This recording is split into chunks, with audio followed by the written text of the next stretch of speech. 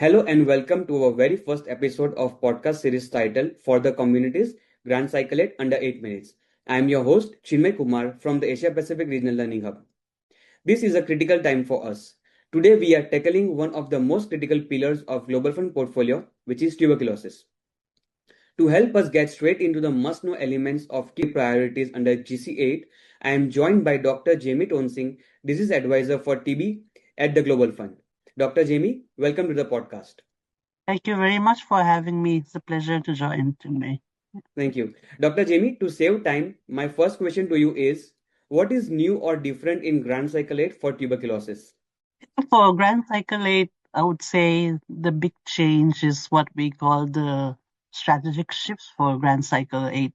And there are several elements to it. I think firstly, it means really moving money to lower income settings where the disease burden are very high.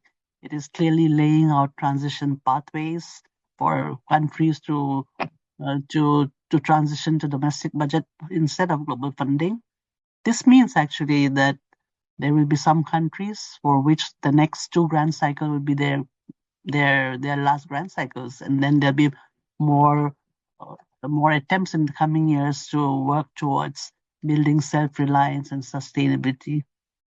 The other changes I think are all related to or changes and strategic shifts are related to rigorous prioritization, innovation, integration, value for money, community systems, and sustainability. You will hear this a lot throughout as we really tackle how we build and develop the GC8 funding requests and prioritization processes. So what this means in practical terms, for example, is the Global Fund guidance that will clearly have interventions categorized into what is high priority for global fund investment, what is low priority for global fund investment, and what are the things that we should consider for optimization and efficiency.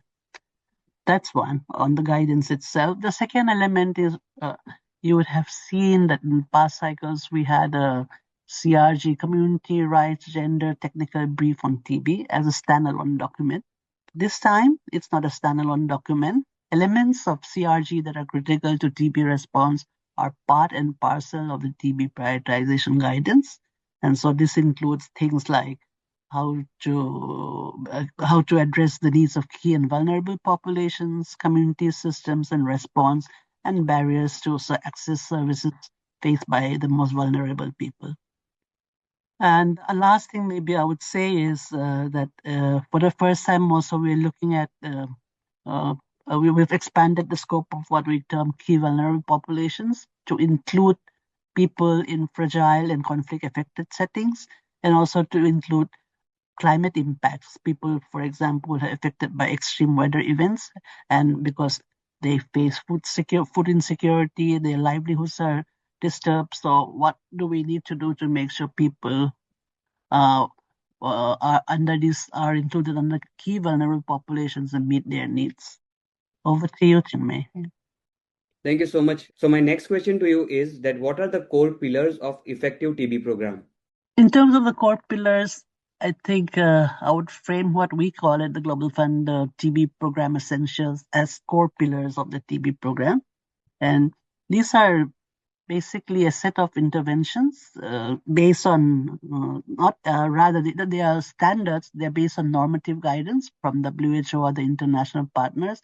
They are best aligned with what the key priority interventions for the Global Fund are in terms of the sense that we think if we do well on these critical standards or benchmarks, we'll make progress towards ending TB, meeting the Global Fund strategy goals as well as the NTB targets. So there are 13 such TB program essentials. They were introduced in Grand Cycle 7.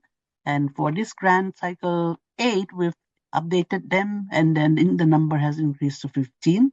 They cover all aspects of TB programming, from screening, diagnosis, treatment, prevention, as well as cross-cutting areas. I think what we need to remember is, because the context, we have to consider country context when we are addressing these program essentials. For example, not all program essentials are equally relevant to each country. As an example, I can tell you that in some big high TB burden countries in Asia and Africa, engaging the private sector is critical because many people first go to the private sector for when they fall ill. Without engaging them, you cannot end TB. But it may not be the case in other countries where there's hardly any private sector practice at all. So that's how we went about it. I can give you some examples of what these program essentials are. I think one is really data-driven decision making. For example, this is a standard that we expect to see in every grants because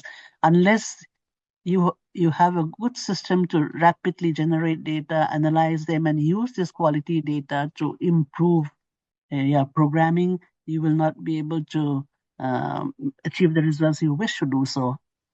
The other one is on innovations. I think we're really excited that there are many exciting things in the pipeline for TB. And as they become available and the things that are already available with us, how can we make sure they reach the people who need it most? Because if innovations don't reach the people who need it most at a scale that we want to see it, then it really serves no purpose. The other thing, there's also a standard around integration, and this is also I mentioned earlier, one of the strategic shifts, and we want to really see more integration of TB in primary healthcare settings. It also within the broader health system, because TB by itself is many dependent on a well-functioning health system. And so this is getting more and more critically important. Another benchmark is related to providing decentralized, ambulatory, community-based, and led people-centered services, and then using analysis of inequities to access TB services and have programming that reduce things like stigma and discrimination reduction, legal literacy, and access to justice, and importantly, community mobilization and monitoring for and by people with TB and affected populations. Over to you, Chinmay. Thank you so much for the third question, which is how should countries prioritize TB interventions? So I think a good framework for how to prioritize is I consider is the value for money framework issued by the Global Fund, and this framework is hinged around 3 dimensions of value for money. It has to be, of course, whatever you prioritize you have to make sure that it is effective. Secondly, it has to be efficient. And thirdly, it has to be equitable. So what this means in short term is really choosing the best interventions that are available, delivering them to people who need it the most, always keeping in mind and avoiding waste, duplication, or paying too much for cost input. So I think that is the broad principle around which we should say these are high priority or low priority. If you want me to give examples for TB concretely, I can say we are prioritizing really innovations I mentioned earlier, but particularly new innovations that have been just recently recommended by WHO that can help save costs, a lot of costs. I'm talking about the near point of care test for TB, the test for which costs half of what we normally use as a standard of care right now. There is also a way to pool sputum sample and reduce the cost. There is also a possibility to use tongue swabs instead of sputum samples for those who cannot give samples, like children and PLHIV. So a lot of priorities towards these innovations that are great but save costs. Then there are also things like that are more sensitive things to do, like the CAD, computer-aided diagnostic, or the AI software on chest X-ray. You don't need a radiologist. You can read it. It is better than asking for symptom X-ray screening, making sure we use molecular tests because that is a better test, and at the same time deprioritizing smear microscopy for diagnosis because it's not sensitive at all. It misses half of the people who need to treat me. So those are the ones on screening and diagnosis. On treatment, we have shorter treatment regimen for drug-resistant TB, for TB preventive treatment.